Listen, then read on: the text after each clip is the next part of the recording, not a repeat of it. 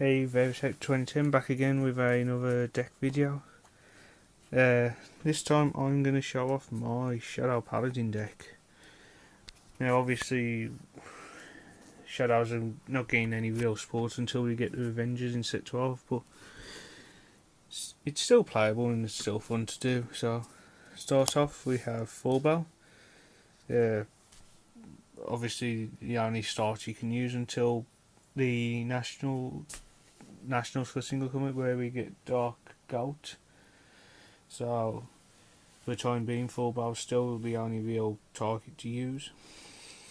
Obviously when you ride Blaster Javelin you search for Blaster Dark. Simple as. It doesn't slide out either, so grade 3s we have for Phantom Blaster Overlord and for Phantom Blaster Dragons. Now obviously if you're running an Overlord deck, this is the only way you really play it, just to guarantee you get the effect. Overlord's effect is it gets plus 1000 if Blast Stocks in Soul, and you can counter blast 2 and retire 3 your Shadow Paladins and give this plus 10 plus 1 critical. Plus 10,000 plus 1 critical, sorry. Pretty good. I don't actually, unlike most people, I don't actually use his effect that often. I tend to end up using his effect more than most, which is a bit of a surprise because it is counterblast 3 in a counterblast heavy deck. But Phantom Blaster Overlord skill is it gets 2000 if he's in the soul, and he loses 2000 if there's a non-Shadow Paladin Rearguard or Vanguard, and you can counterblast 3 to give this and discard itself to give itself plus 10,000 and plus 1 critical. Pretty good. Obviously you normally use the effect just to win the game out on that turn if they've used up all the perfect odds. So pretty good.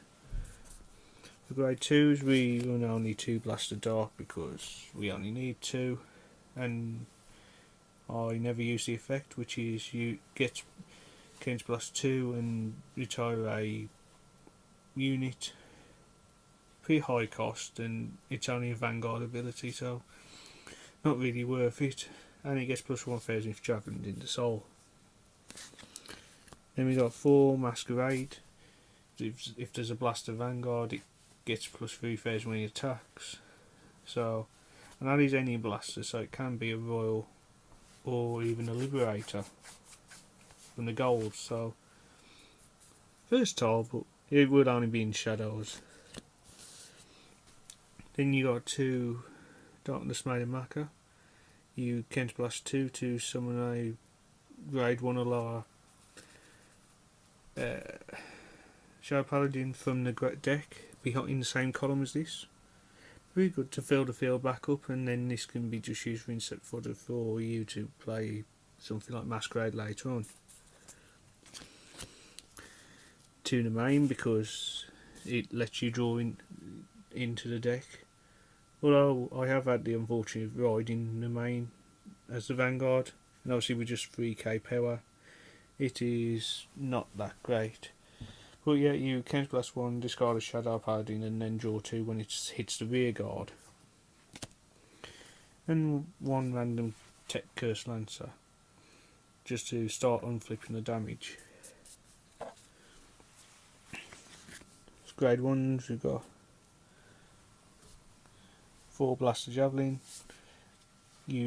Skill is you get plus 2000 if Full in the soul, and when it hits the Rearguard you can discard a grade 3 to search for him. So it's always nice to summon him, discard himself, and then fetch himself, just to fetch out the deck and thin it out by 1 card.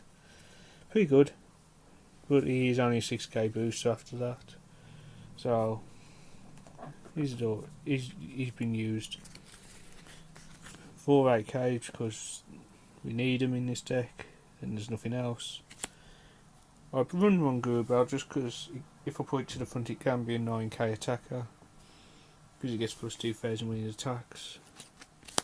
One Pain Painter to shove something into the soul. Most notably, lets you summon him quicker by soul charging that if you have it in hand. So you can summon Maka, search for this, and if you've got this in hand, just soul charge it if you've got him as well. Pretty standard, pretty good. And then for perfect cards, because we need to use them. And then for triggers, because we don't have much at the moment. 8 crit.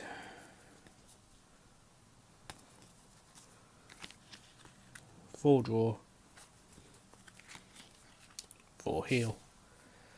Now, obviously there's no point running stands in a shadow deck, I don't think, because you do want to beat them quickly. But that's the shadow deck for the time being. Let me know what you think. If you prefer to run Eldana or Dark Dictator, let me know in the comments below, and I'll see you next time.